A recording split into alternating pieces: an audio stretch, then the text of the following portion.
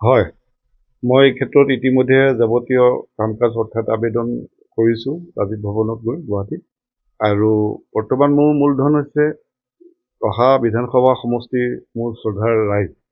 শ্ৰদ্ধাৰ ৰাইজসকলে মোক ইতিমধ্যে আশ্বাস দিছে যে এইবাৰ আমি মানে চৰকাৰ সলাবৰ কাৰণে আমি এটা প্ৰস্তুতি লৈছোঁ, আৰু এই প্ৰস্তুতি হিচাপে আমি আপোনাক জনাওঁ যে আমি আঁচনি পাইছোঁ যদিও আমি মিটিঙলৈ নগ'লেও আমি মনে মনে এইবাৰ কংগ্ৰেছ দলক ভোট দিম। আৰু এই কথাখিনিৰ পৰা মই আশ্বস্ত হৈছোঁ।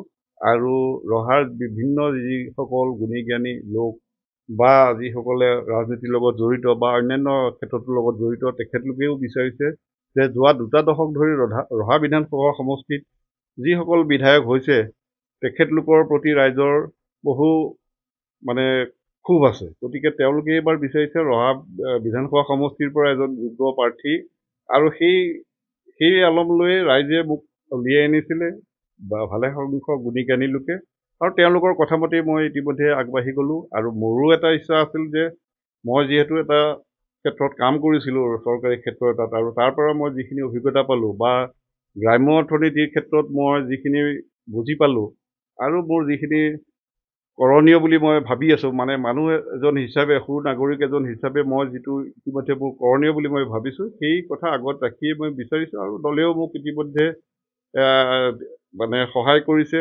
মোৰ বিভিন্ন ক্ষেত্ৰত মোক সহায় কৰি আছে। গতিকে মই আশা কৰোঁ মই এইবাৰ টিকটটো পালে মই ৰহা সমষ্টিৰ পৰা অনায়াসে উত্তীৰ্ণ হ'ম।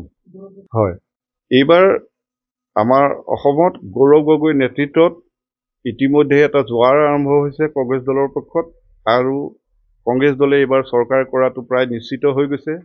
ইতিমধ্যে বিভিন্ন লোকে মানে প্ৰিণ্ট মিডিয়া হওক, প্ৰেছ মিডিয়া হওক, সকলোতে মানুহে নিজৰ মত প্ৰকাশ কৰি আহিছে।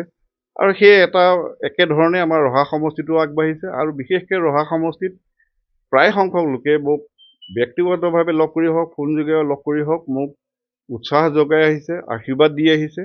গতিকে সেইখিনিৰ ওপৰত নিৰ্ভৰ কৰি মই ক'ব পাৰোঁ, যদি মই টিকট পাওঁ তেতিয়াহ'লে অনায়াসে মই ৰহা বিধান সমষ্টিৰ পৰা জিকিম। আৰু ইতিমধ্যে মই 28টা পঞ্চায়ত, ইনক্লুডিং ৰহা মিউনিচিপালিটি বৰ্ড এলেকা, এই গোটেই মানুহখিনিলৈ মই সঘনাই যোগাযোগত আছোঁ। আৰু তেখেতলোকেও মোক এইটো নিশ্চিতি দিছে যে আপুনি টিকটটো লওক, আৰু আমি আপোনাক যিমান পাৰোঁ সহায় কৰিবলৈ আমি প্ৰস্তুত হৈ আছোঁ।